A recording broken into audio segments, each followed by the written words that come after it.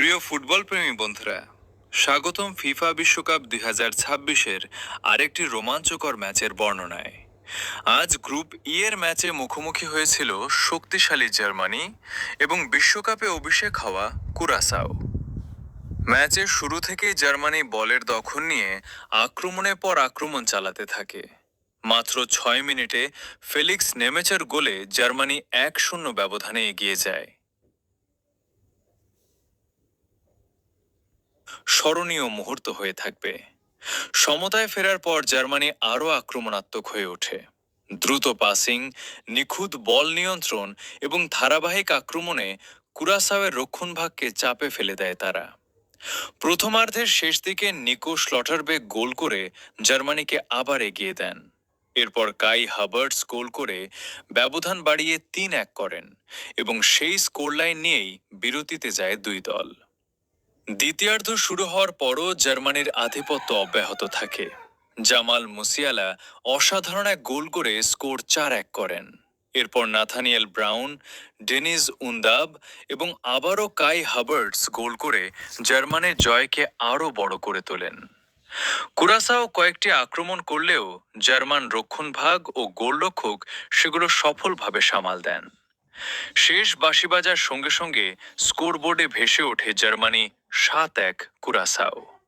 দুর্দান্ত দলীয় পারফরম্যান্স, দ্রুতগতির আক্রমণ এবং কার্যকর ফিনিশিংয়ের মাধ্যমে জার্মানি বিশ্বকাপ অভিযান দারুণভাবে শুরু করল। অন্যদিকে বড় ব্যবধানে হারলেও কুরাসাও তাদের প্রথম বিশ্বকাপ গোল করে ইতিহাসের পাতায় নাম লিখিয়েছে। এভাবেই দাপুটে জয়ে 3 পয়েন্ট অর্জন করে গ্রুপ ই-তে শক্ত অবস্থান তৈরি করেছে জার্মানি, আর ফুটবল প্রেমীদের উপহার দিয়েছে এক গোল বন্যার ম্যাচ।